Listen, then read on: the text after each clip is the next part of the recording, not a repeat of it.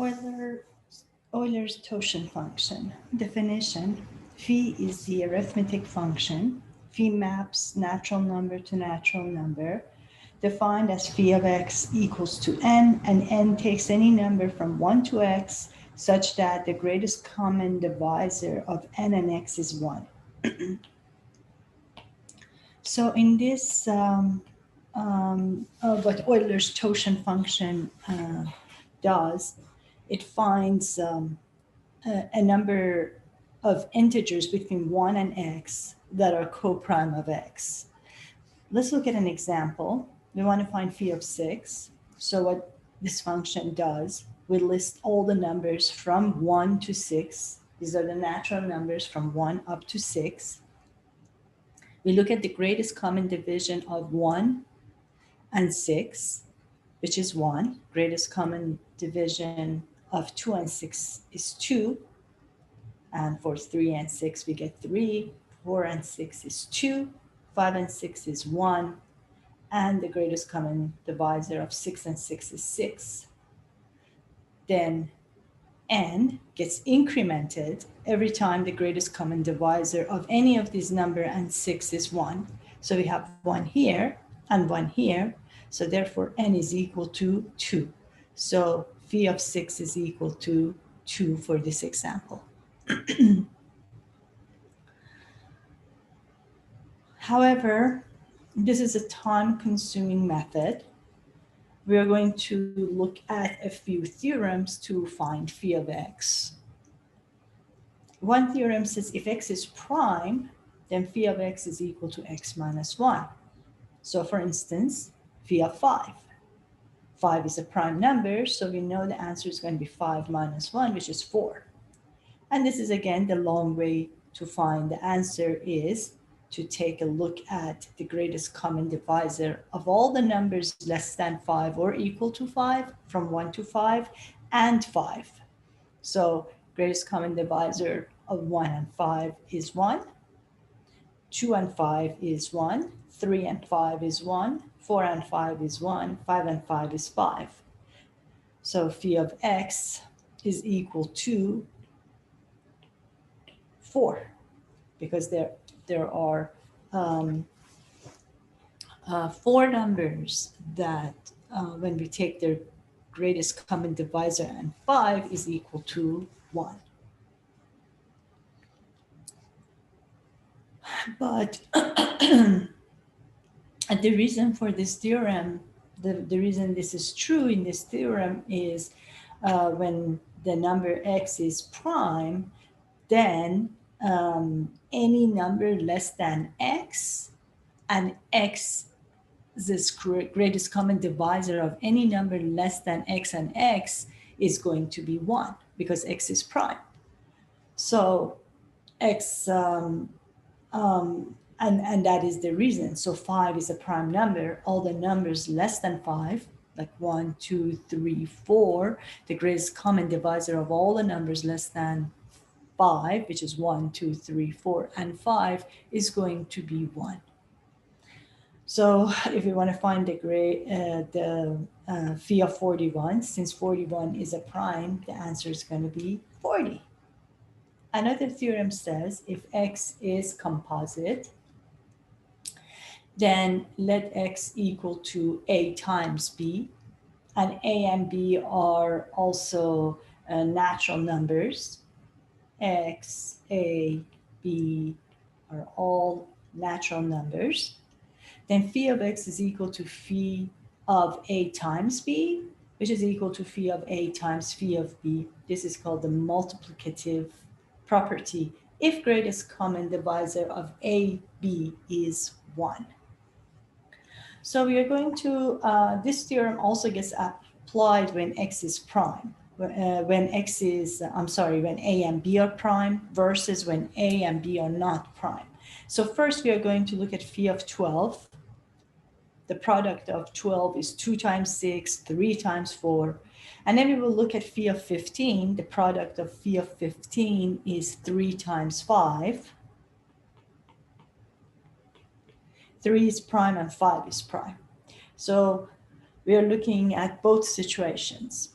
For phi of 12, we have 12 as 2 times 6. Then we look at the greatest common divisor of the product of A and B of 2 and 6, which is 2. So it's not equal to 1. So we can apply the theorem to this situation. We look at 12 as 3 times 4. Greatest common divisor of 3 and 4 is 1. Since the greatest common divisor of A and B is 1, we can use these factors for phi of 12. So we write phi of 12 as phi of 3 times 4. Again, we can't use 2 and 6 because their greatest common divisor is 2, but we could use 3 and 4, which is equal to phi of 3 times phi of 4. And phi of 3 is, since 3 is a prime number, we get 3 minus 1, which is 2. That's phi of 3. Now we have to find phi of 4. We don't have any theorem for phi of 4 yet, so we have to go through the long method, look at all the numbers less than 4, 1, 2, 3, and 4, including 4, and take the greatest common divisor of 1 and 4, 2 and 4, 3 and 4, and 4 and 4. So again, greatest common divisor of 1 and 4 is 1, 2 and 4 is 2, 3 and 4 is 1, 4 and 4 is 4, and phi of x is just going to be the count of all the greatest common divisors equal to 1, which is 2 of them in this case. So phi of 4 is 2, 2 times 2 is 4. So phi of 12 is 4.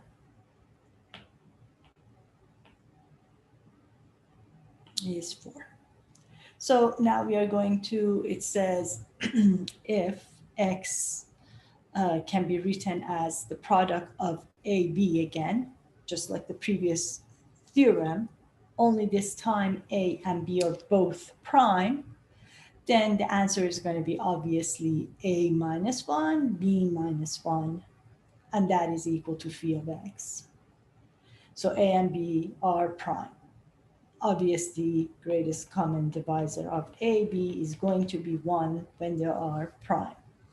So we write 15 as 3 times 5. 3 is prime, 5 is prime, and that's the only way we can write 15.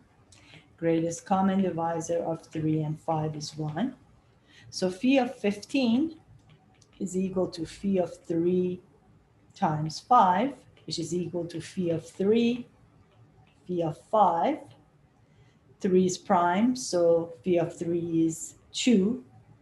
5 is prime, phi of 5 is 1 less than 5 is 4. We multiply these two, we get 8. So the answer is 8.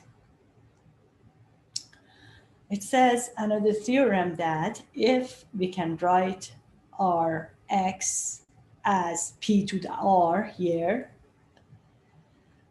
then the answer is going to be p of r minus p of r minus 1. If I factor p of r from both of them, this is what I get. If I factor pr minus 1 from these two, this is what I get. They're the same thing, only I'm just manipulating the formula, factoring PR and getting this one, factoring PR minus 1, getting this one. So to demonstrate this theorem, I have put 4 examples for you to follow the pattern. Phi of 4 can be written as 2 squared. If I have 8, I can write it as 2 cubed. If I had 15, obviously I could only write it as 3 times 5. I can't write it as 3 to an exponent or 5 to an exponent. We have 2 factors. But when you have 1 factor, then you can write it as 2 squared, 2 cubed. Phi of 9 is 3 squared, 27 is 3 cubed. Then how you write all these numbers that are less than 4, you write them in this manner. 2 is the base, so you go 1, 2, 3, 4. 2 is the base, so you create 2 columns. Here 2 is the base, we have 2 columns here. 1, 2, 3, 4, 5, 6, 7, 8. And do you remember we needed to take the greatest common divisor, but we are not going to do that. We are going to find another systematic way to find the answer. So here the 3 is the base, so I have 3 columns. These are the 3 columns here. So I get 1, 2, 3, 4, 5, 6, 7, 8, 9. This is equal to 3 squared. And the same thing here, 3 is the base. So this is our 3 cubed and so forth. So what you notice here is that since 2 is the base, I have also 2 rows. Here 2 is the base. I have 4 rows, but I can write 4 rows as 2 squared. Here I have 3 rows and base is 3, and here base is 3. I have 9 rows. 1, 2, 3, 4, 5, 6, 7, 8, 9 rows, which I can write it as 3 squared. So if you look at the pattern here, I have 2 to the power 1. This is 2 to the power 2. So the number of rows is 1 less than that. Here I have 2 to the power 3. Number of rows is 2 squared. Here I have 3 squared. Number of rows is 3 to the power 1. And here I have 3 cubed. The number of rows is 3 squared.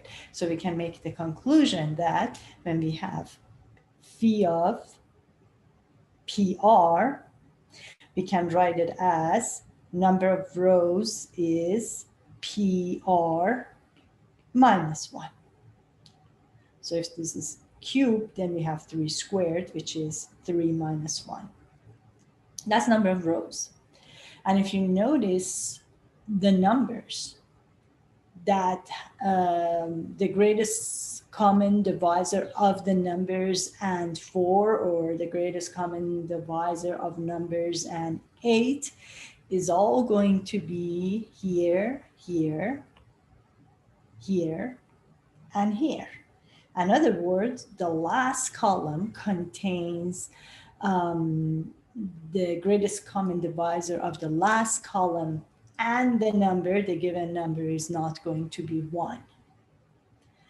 So the ones that I have boxed are going to have the greatest common divisor with the number PR is equal to 1. So, and then now number of columns here, it was 2, which was the base, now is 2 minus 1. Here again, the base is 2, number of rows here is 2 minus 1. Sorry, this is number of columns is 2 minus 1. And here number of columns that we are interested in is 3 minus 1, and here is 3 minus 1. So we can also make the conclusion that this is equal to P minus 1. So if I want to find how many numbers are in this box, I just have to multiply number of rows times number of columns. Number of columns is P minus 1. If I distribute that, PR minus 1 times P to the power 1 is PR. PR minus 1 times 1 is PR minus 1, which is the formula for that. So PR minus PR minus 1, which is equal to PR minus 1, P minus 1. And I also wanted to show you one more thing here. If you notice, these guys are multiples of this base 3. And this is 1P, or 1 times 3. This is 2P, or 2 times 3, 3 times 3, and so forth. And this is P to the power R. I can write to find out how many, what is the multiple, like here I know the multiple is 1, multiple is 2, multiple is 3. If I want to find the multiple of the last one, it would be PR minus 1 times P, because if I multiply these two, I get PR. So another way of looking at this theorem is all the numbers, all of them, which is PR, minus the last one, the last row, which is going to contain PR minus 1. So that's just another way of proving the theorem by looking at the pattern. So, so for this, let me just answer this question. I forgot. This is going to equal to, is going to be 2 times 1. So it has 2. This one has 4 rows times 1. This one has 3 times 2 columns. That's 3 times 2. And this one is going to have, all together we have 27 of these. minus the last one, which is 9, which is 18, or we can say 1, 2, 3, 9 rows times 2 columns, which is also 18. So we are going to look at another, the final theorem here says, instead of doing all these little theorems, we can put them together to come up with a final conclusion and final formula that works for any x. X is a natural number. It says phi of x could be prime or not prime, composite. So then the answer is going to be x times 1 minus p1 to the power minus 1, which is 1 over p1. P1 to the power minus 1 means 1 over p1. P2 to the power minus 1 means 1 over p2, and so forth.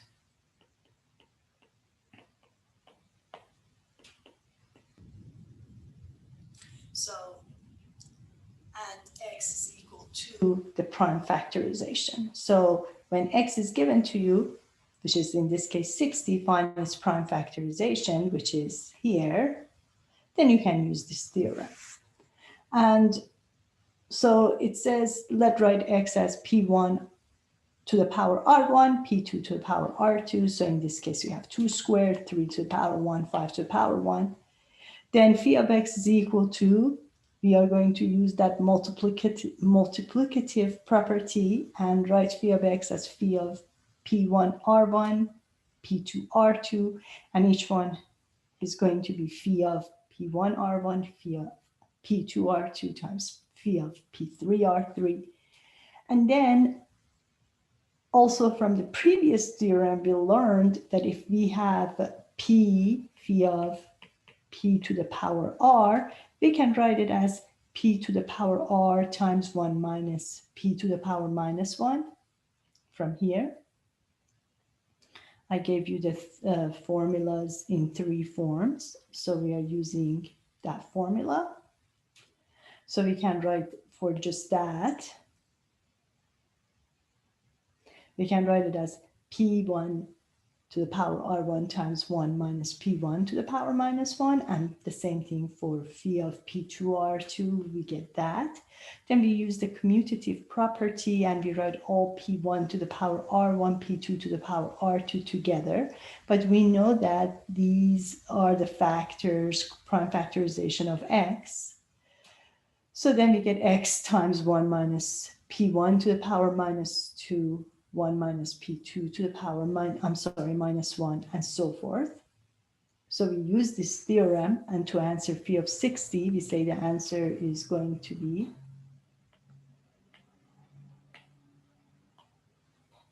60 times 1 minus, these are the prime factorizations.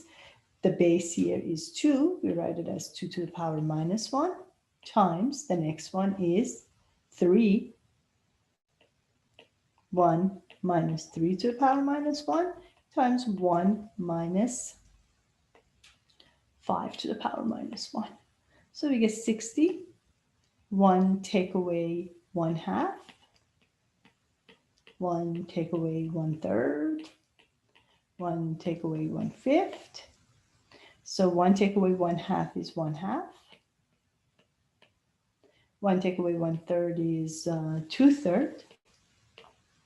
1 take away 1/5 is 4/5. 2 times 3 is 6. 6 times 5 is 30. So this is 30 and this is 60. They will be reduced. You get 2. 2 times 2 is 4. 4 times 4 is 16. So the answer is 16. So if we wanted to find phi of 24, first we write all the prime factorization for 24. 24 is made out of 2 times 12, and 12 is 2 to the power 2. So we get 2 to the power 3 times 3. So 24 is 2 cubed times 3. So the answer is going to be 24 times 1 minus 2 to the power minus 1 times 1 minus 3 to the power minus 1. We have 2 factors like 2 and 3 here, so we get 2 and 3. So it's going to be 1 minus 1/2 1 minus 1/3 times 24. So 24 times half, and 1 minus 1/3 is 2/3. 3 times 2 is 6. 24 divided by 6 is 4. So 4 times 2 is 8. So the answer is 8.